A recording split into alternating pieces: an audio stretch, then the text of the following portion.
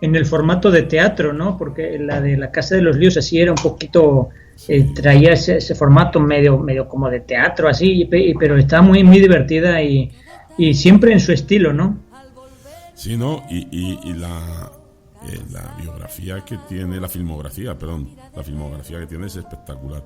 Fíjate que ha sido, y hay que hacerle mención, medalla del Círculo de Escritores Cinematográficos al mejor actor por Turuanes, una excelente película que hizo, que grabó, que filmó en el 1983. También es Premio Nacional de Teatro Pepe Isbert, el gran Pepe Isbert. Aquí hace unos meses entrevistábamos a su bisnieta, a Begoña Isbert. Desde aquí la mandamos un saludo, que está por allí, por España. Eso se lo otorgaron en el 2003. En el 2004 le entregaron la medalla de oro al mérito de las bellas artes, una de las más altas distinciones. Pero fíjate que en el 2013, hace poquito, hace 3 años, le entregaron la medalla de oro al mérito del trabajo, que es una distinción también muy importante, llevar tantísimos años trabajando y en este caso encima de un escenario. Y por último, la última medalla que le concedió en el pasado año 2015, la medalla de honor del Círculo de Escritores Cinematográficos.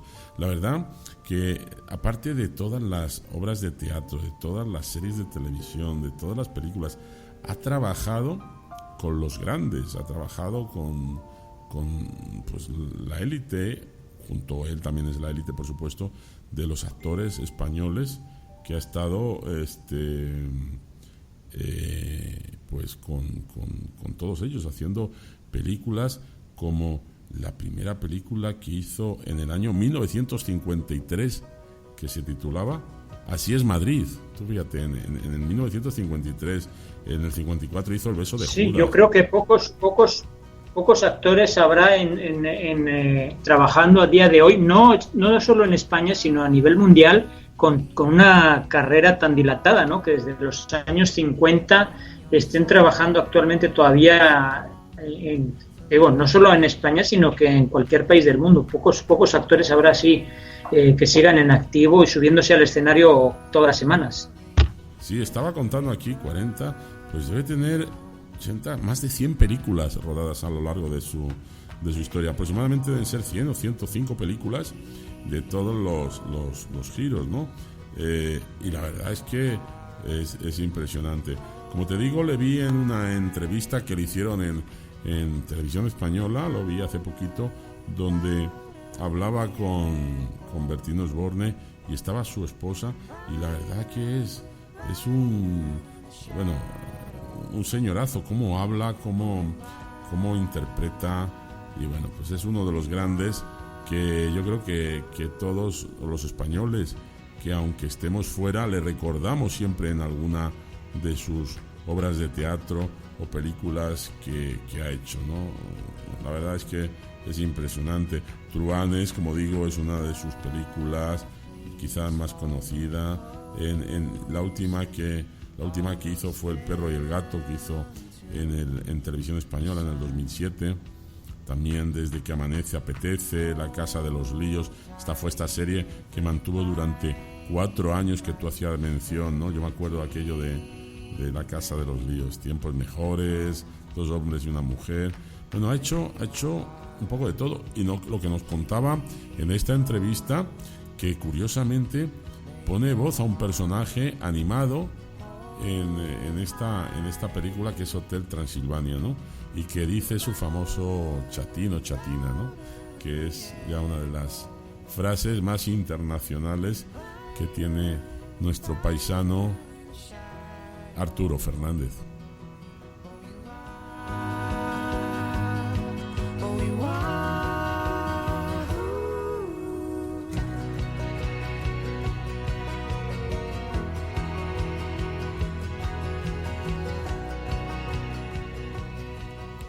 Pues Arturo Fernández, como decíamos, nació ese 21 de febrero de 1929. Tiene 87 años, asturiano, nació en Gijón. Bueno, se casó con su primera esposa, Isabel Sensat. Estuvo casado del 67 al 78. Y después, actualmente tiene una pareja desde 1980, que es otra gran persona, que es Carmen Quesada. Tiene hijos que se llaman María Isabel, Arturo y María Dolores. Y bueno, desde el año 54 hasta este presente año que estamos, ha estado activo nuestro actor con más tablas y con más horas de escenario, Arturo Fernández. Desde aquí le mandamos un abrazo, darle las gracias y que siga muchísimos años más divirtiéndonos y siendo como es él, Arturo Fernández. Gracias.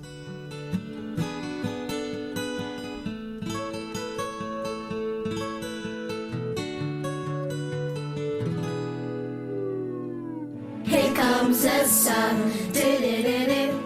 Here comes the sun, and I say it's alright. Little darling, it's been a long, cold, lonely winter. Little darling, it feels like years since it's been here. Here comes the sun, do-do-do-do. Here comes the sun, and I say it's alright.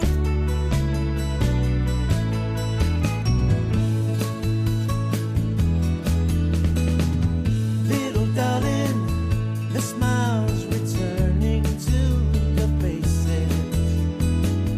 Little darling, it seems like years since it's been here. Here comes the sun, do-do-do-do. Here comes the sun, and I say it's alright.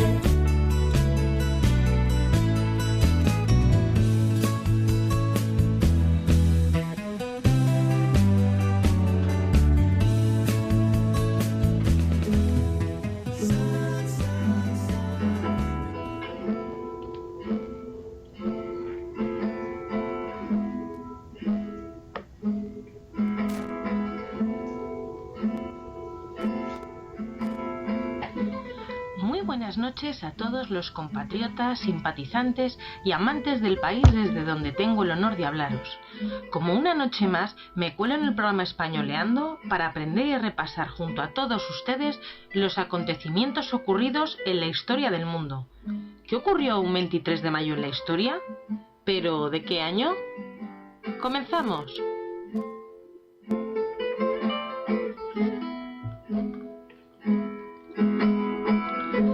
En 1533, en España, se anula el casamiento de Enrique VIII y Catalina de Aragón. Pobre Catalina, si hasta tu sobrino Carlos I te dio la espalda, aunque con lo que era Enrique VIII como para llevarle la contraria. Pero ella, como buena española, los tenía cuadrados, y hasta el día de su muerte ella reafirmó su reinado y seguía firmando los documentos como reina de Inglaterra. Al final hasta Enrique VIII lamentó su muerte. Pero si alguien lamentó lo que ocurrió el 23 de abril de 1823, fueron la mitad de los españoles, porque dicha fecha en Madrid entran sin encontrar resistencia los 100.000 hijos de San Luis, que era una expedición francesa encargada de restablecer el absolutismo de Fernando VII. Vamos, que ni la Constitución de la Pepa ni gaitas. Él volvió a instaurar la monarquía absoluta y, como pasa siempre que se hace algo por la fuerza, todo acabó en guerra. Esta vez comenzaba la guerra realista y un 23 de mayo entran en Madrid. Pero el que entró por la puerta grande en el mundo del deporte en España fue Rafael Moreno Aranzadi. Me imagino que su nombre no sonará a nada, pero si os digo el nombre de Pichichi, eso es otra cosa. Así que un 23 de mayo de 1892 nacía el futbolista del Athletic Club de Bilbao. Fue uno de los mejores goleadores de su época en el fútbol, y en reconocimiento a sus logros, el diario Marca, junto con el diario Arriba, dio el nombre al trofeo de máximo goleador de la Liga Española, el cual todavía se sigue estrenando. Y este año ha sido para Luis Suárez, el jugador del Barcelona.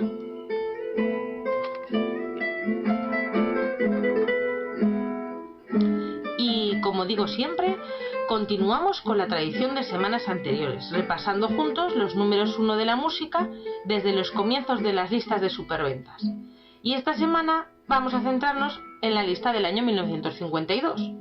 Ese año llegaba a lo más alto una actriz y cantante que, al igual que muchos de vosotros, tuvo que salir fuera de España para probar suerte en su trabajo. En su caso, en Alemania. Y así fue. Una vez que triunfó fuera de nuestras fronteras, pudo triunfar dentro. Estoy hablando de Nati Mistral, con la canción Dos Cruces.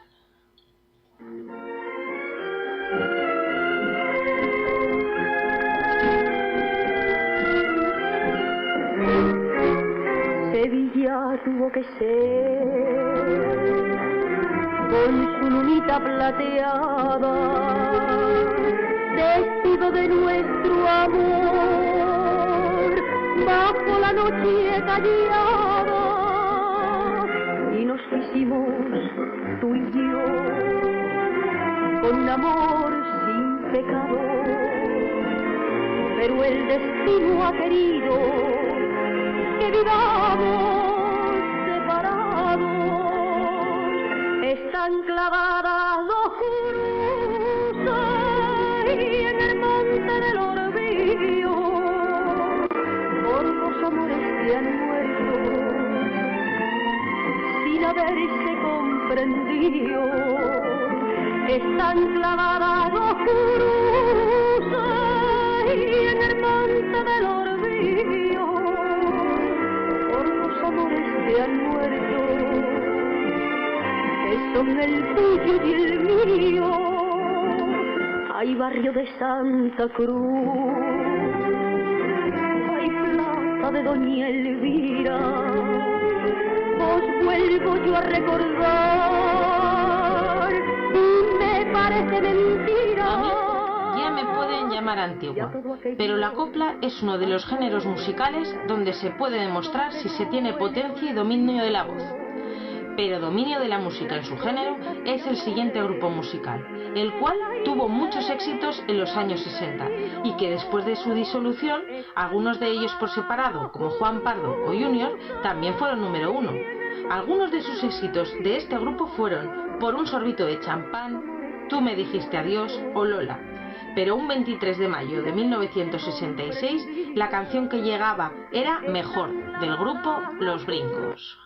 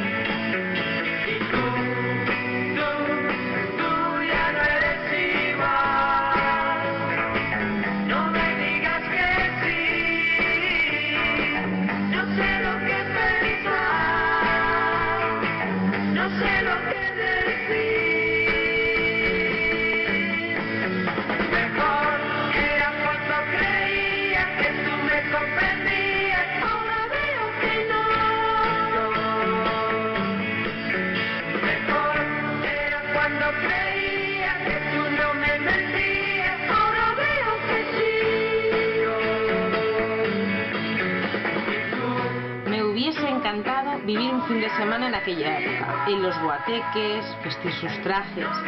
Pero bueno, saltamos al año 1984, que sí viví en esa época, pero con 5 añitos me parece que un poco pronto para salir de marcha. Estamos en plena década de los 80 y en plena movida madrileña. Y un grupo, ese mismo año, despegaba como un torbellino. Un grupo que tuvo la amabilidad, en plenas fiestas del Pilar y a escasos momentos de subirse al escenario, de ofrecernos una entrevista a Españoleando, y que además, en México, tiene una legión de fans. Un 23 de mayo del año 1984 llegaba a número 1 el grupo La Unión, con la canción Hombre Lobo en París.